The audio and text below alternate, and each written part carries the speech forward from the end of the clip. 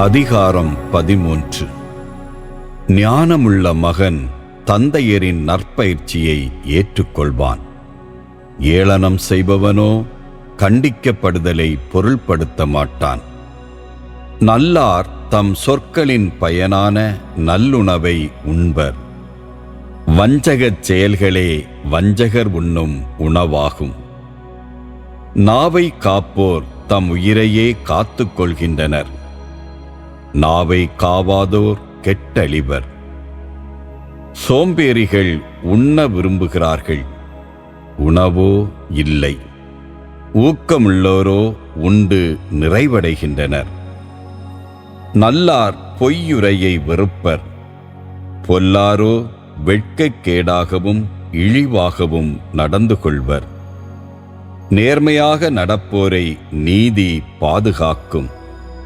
பொல்லாரை அவர்களின் பாவம் கீழே வீழ்த்தும். ஒன்றும் இல்லாதிருந்தும் செல்வர் போல நடிப்போரும் உண்டு. மிகுந்த செல்வம் இருந்தும் ஏழையர் போல் நடிப்போரும் உண்டு. செல்வர் தம் பொருளை தந்து தம் உயிரை மீட்டுக் கொள்வர். ஏழையரோ அச்சுறுத்துதலுக்கு அஞ்சார். சான்றோரின் ஒளி சுடர் வீசி மகிழ்ச்சியூட்டும். பொல்லாரின் விளக்கோ அணைந்து போம். மூடன் தன் இருமாப்பினாலே சண்டை மூட்டுவான். பிறருடைய அறிவுரைகளை ஏற்போரிடம் ஞானம் காணப்படும். விரைவில் வரும் செல்வம் விரைவாய் கரையும். சிறிது சிறிதாய் சேர்ப்பவரின் செல்வமே பெருகும்.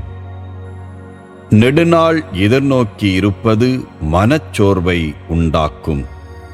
விரும்பியது கிடைப்பது வாழ்வு தரும் மரத்தை பெறுவது போலாகும். அறிவுரையை புறக்கணிப்போர் அழிவுறுவர்.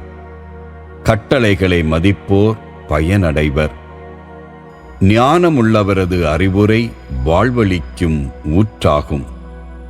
அது சாவை விளைவிக்கும் கண்ணிகளிலிருந்து ஒருவரை தப்புவிக்கும். நல்லறிவு மக்களின் நல்லெண்ணத்தை வருவிக்கும். நம்பிக்கை துரோகமோ கேடு அடையச் செய்யும். கூர்மதி வாய்ந்த எவரும் நல்லறிவோடு நடந்து கொள்வர். மூடர் தம் மடமையை விளம்பரப்படுத்துவர். தீய தூதர் தொல்லையில் விழுவர். நல்ல தூதரோ அமைதி நிலவச் செய்வர். நல்லுரையை புறக்கணிப்போர் வறுமையும் இகழ்ச்சியும் அடைவர். கடிந்துரையை ஏற்போரோ புகழடைவர். நினைத்தது கிடைப்பின் மனத்திற்கு இன்பம். தீமையை விட்டு விலகுவது மூடர்களுக்கு இழிவானதாகும். ஞானமுள்ளவரோடு உறவாடுவோர் ஞானமுள்ளவராவர். மூடரோடு நட்பு கொள்வோர் துன்புறுவர். பாவிகளை தீங்கு பின்தொடரும். நேர்மையாளருக்கு நன்மை கிட்டும். நல்லவரது சொத்து அவருடைய மரபினரை சேரும். பாவி சேர்த்த செல்வமோ நேர்மையாளரை வந்தடையும். புதிதாய் பண்படுத்தப்பட்ட ஏழையரின் நிலம் மிகுந்த உணவு தரலாம். ஆனால் நியாயம் கிடைக்காத இடத்தில் அதுவும் பறிபோகும். பிரம்பை கையாளாதவர் தம் மகன் மீது அன்பு கூறாதவர். மகன் மீது அன்பு கூர்பவரோ அவனை தண்டிக்க தயங்க மாட்டார். நேர்மையாளருக்கு வயிறார உணவு கிடைக்கும்.